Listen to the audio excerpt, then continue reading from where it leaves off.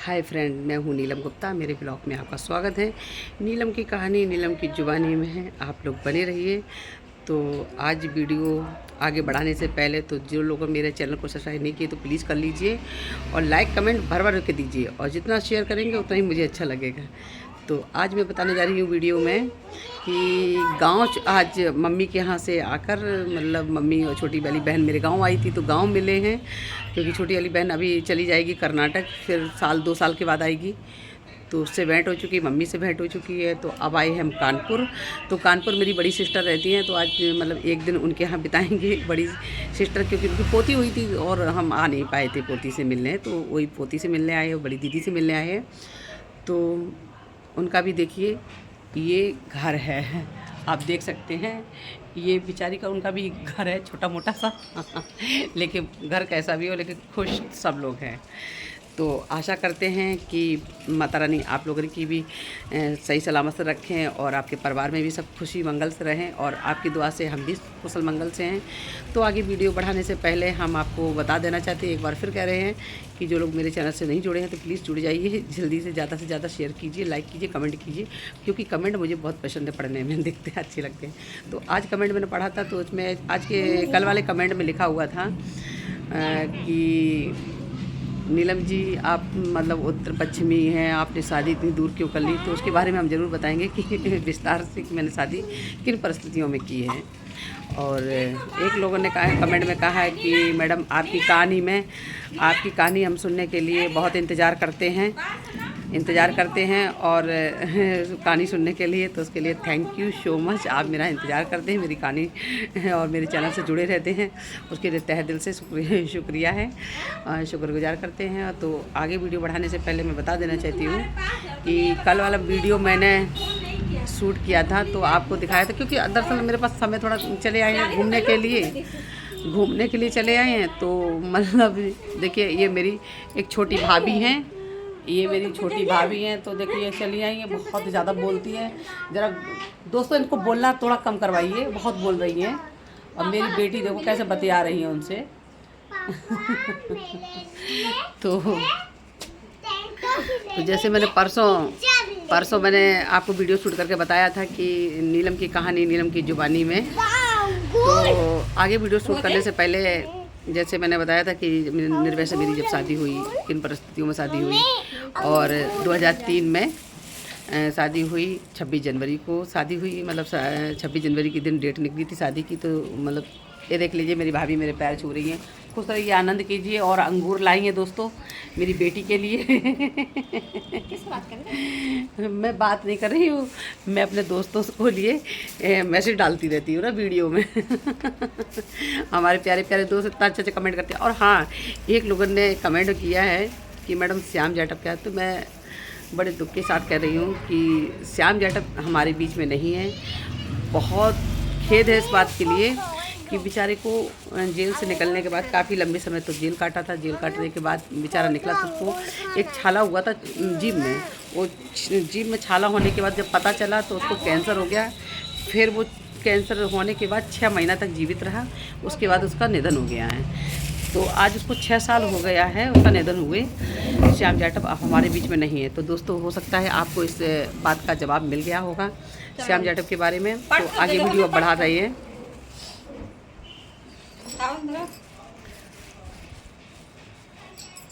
जाओ बेटा, मामी के पास जाइए, सारे अंगूर खा लीजिए, मामी को मत दीजिएगा, ठीक है? ओके। तो 26 जनवरी 2003 में मेरा शादी हुई। तो हालांकि शादी विधि विधान से की गई थी मेरी, विधि विधान से की गई। पंडित आए थे और पंडित थे, मतलब जैसे गांव में एक शादी की जाती तो वहाँ चंबील के किनारे एक मंदिर पड़ता है, और उस गांव का नाम है खड़गोईपुरा। और मंदिर है सिद्ध बाबा का मंदिर है। तो ऊपर राधा कृष्ण की मूर्ति है और नीचे सिद्ध बाबा की मूर्ति है, जहाँ मेरी शादी करी गई थी। तो मतलब जो भी शादी ब्याह में होता है, मुझे तो उस समय इतना जानकारी नहीं थी कि शादी ब्याह, क्योंकि 13 साल में मुझे पता भी नहीं था कि शादी ब्याह ये सब चीज़ें क्या है। और रहना तो वहीं है, तो उनकी मर्ज़ी से जीना है, जैसा वो करेंगे वैसा करना ही पड़ेगा मुझे। तो देख रहे थे जब तैयारी चल रही तो मैंने मतलब निर्भय से पूछा कि ये सब काहे तैयार हो रहे, तो हमारे लिए उस समय लहंगा मंगाया गया, जूती मंगाई गई, मतलब जैसे एक लड़की को सजाया जाता है, सजाने के लिए पूरा मेकअप आया, और तो और ब्यूटी पार्लर वाली तक बुलाई था वो सजाने के लिए मेरे गुजर ने। आप सोच रहे होंगे कि ब्यूटी पार्लर वाली कहाँ से आई, तो मेरे दोस्तों ब्यूटी पार्लर वाली इटावा से गई थी, उसको बेचारे गुमराह करके लोग ले गए थे कि गांव में शादी है और आपको ले जाना, आपको चलना हो, तो वो बेचारी कहीं 5,000 रुपया लेंगे गाँव का जाने का। उसको क्या पता था कि गाँव की जगह उसको बिहार में ले जाया जाएगा। तो जब उसको ले जाया गया और इधर मैं भी गई थी, तो मैं सोची कि किसी और की शादी ब्याह में जाना होगा। जब मुझे पता चला शादी मेरी है, मैंने कहा क्या मेरी शादी, मुझे ही नहीं पता।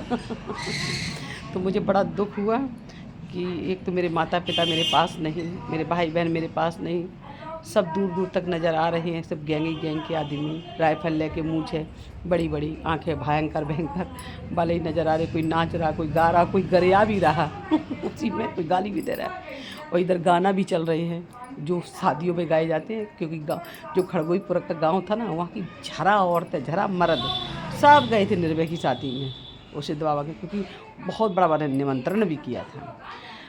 तो धीरे धीरे तो बढ़िया से शादी विवाह किया गया, और पता चला जब शादी हो गई उसके बाद निर्भय ने कहा कि सुबह के 5 बज रहा है, ऐसा है कि धूमधाम में अब हो सकती पुलिस दबिश डाल सकती है, तो जितनी जल्दी हो सके निकल जाए सब लोग। तो सब लोग तो भागने लगे, जाने लगे थे, और जैसी मेरी बारी आई जाने की तैसी पुलिस आ गई।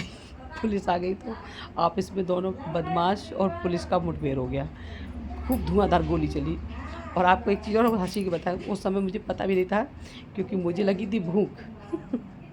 तो वहाँ रसगुल्ले रखे थे, मैंने एक कटोरी में उठा के रसगुल्ला खाना शुरू कर दिया। जब जैसे रसगुल्ला मैंने खाना शुरू किया, तैसे ही पुलिस वाले गोली मारे धाड़ से, और मैं बताऊँ मेरी टांगों के बीच से गोली निकल गई।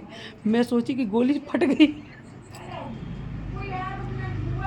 आप यकीन नहीं करिए, मेरे समझ में नहीं आ रहा था कि मैं करूँ तो करूँ क्या, मैं इधर जाऊँ कि उधर जाऊँ। पर मैंने सोचा ये तो वर्दी वाले हैं, शायद ये लोग मेरा सपोर्ट करेंगे, मुझे बचा सकते हैं, तो शायद मैं इधर ही भागूँ। अब एक हाथ ऐसा लहंगा पकड़े हाथ से कि तो जितने बड़े हम नहीं उतने बड़ा मेरा लहंगा था। तो जब मैं भागने लगी, पुलिस फिर गोली मेरी तरफ चलाया। मैंने कहा अरे ये तो हम ही को मार रहा है। तो अकस्मात उसकी एक गोली जैसे ही मारा तैसे मेरा पैर फिसल गया, मतलब ऊंचा खाली जगह थी, तो कंकड़ होते हुए गिरते भड़ाक से नीचे गिरे आके, लहंगा पहने। तो गैंग का एक लड़का था, वो पकड़ के तुरंत खींच लिया अपनी तरफ कि उधर कहाँ जा रही है, उधर तो मतलब पुलिस वाले हैं और गोली चल रही है कि बदमाश और पुलिस में, और आप उधर पुलिस की तरफ क्यों भाग रही हो। तो मैंने कहा अच्छा ये पुलिस वाले हैं, मुझे नहीं पता था कि पुलिस वाले, हमें तो लगता है कि सब बदमाश ही हैं। तो आगे वीडियो में बड़े रहिएगा, हम वीडियो में बहुत मज़े की बातें भी बताएंगे और अपनी दुख भरी कहानी भी बताएंगे। आपके लिए एक चीज़ अच्छी, मतलब ये सोचोगे कि मैडम इतने अच्छे से बतिया रही हैं, बात कर रही हैं, हंस रही हैं, तो उनको तकलीफ़ दुख क्या थी। लेकिन भाई उस समय मेरी आँख में आंसू 24 घंटा रहते थे, लेकिन आंसू मेरे रोते रोते ना दरअसल सूख गए हैं। अब सिर्फ चेहरे पे हंसी रहती है, इसके सिवा कुछ नहीं रहता है। तो प्लीज़ इस बात को बुरा मत मानिए दिल से। ठीक है, अगर आपको हंसी नहीं अच्छी लग रही तो उसके लिए सॉरी। देखिए हंसना ही मेरा जीवन है, क्योंकि ये हंसी ही मेरा हथियार है, मेरी हिम्मत है, मेरी ताकत है। तो आप ये सोचते होंगे कि नीलम गुप्ता ने इतना संघर्ष किया, उसके बाद भी इनके चेहरे पे शिकन नहीं है, उस गम नहीं है। तो प्लीज़, गम उस समय का बहुत था, लेकिन वो बहुत लंबा समय बीत चुका है। हम आपको बहुत बारीकी से एक एक क्षण, एक एक यादें आपके साथ साझा करेंगे, लेकिन आप लोग बने रहिए मेरी वीडियो को। तो ज़्यादा से ज़्यादा लाइक कमेंट जितना करेंगे, और आपके कमेंट का देखो जवाब मैं फट से देती हूँ। आपने श्याम के बारे में पूछा, मैंने बताया। आपने शादी के बारे में पूछा, वो भी बताएंगे, हम आपको विस्तार से बताएंगे किस परिस्थितियों में मैंने इतनी दूर शादी की है आजमगढ़ में जाके, क्यों की है, इसका कारण भी बताएंगे आपको। और मैं वहाँ सुखी हूँ कि दुखी हूँ वो भी बताएंगे। लेकिन आप लोग ज़्यादा से ज़्यादा लाइक कमेंट जरूर कीजिए और शेयर कीजिए, और बताइए कि देखिए दस्यु सुंदरी नीलम गुप्ता जो पहले वीडियो में दिखाई जाती हैं यूट्यूब पर, वो नीलम गुप्ता और इस नीलम गुप्ता में कितना फ़र्क है उस समय। और हाँ, एक लोगन का जो मतलब कमेंट था उसका भी जवाब मैं कल दूंगी अगले वीडियो में। एक लोगों ने सवाल किया है कि मैडम जो बीहड़ से आप भागी थी तो कहाँ से भागी थी, बीहड़ में गई थी, बीहड़ से जेल सीधी पहुंची, पुलिस के सामने आत्मसमर्पण। तो मेरे दोस्तों, मैंने पुलिस के सामने आत्मसमर्पण नहीं, अगर पुलिस के सामने आत्मसमर्पण करते तो उस समय मेरे ऊपर इनाम रखा था 21 लाख का, जिंदा या मुर्दा, समझे, तो मुझे तुरंत मार दिया जाता। लेकिन भगवान की और आप लोगों की कृपा इतनी थी मेरे ऊपर कि मैंने डायरेक्टली आत्मसमर्पण कोर्ट में जाके किया। कोर्ट एंटी डकैती इटावा जिला, मजिस्ट्रेट के सामने अपना पूरा चिट्ठा किट्टा जितना भी था मैंने सब कुछ उनके सामने खोल के रख दिया। अब चाहे वो मुझे सज़ा दें या छोड़ दें, वो उनके ऊपर था। और आज जो भी कुछ है तो आप तो स्वयं देख रहे हैं। तो हो सकता है आपके इस भी प्रश्न का उत्तर मिल गया हो।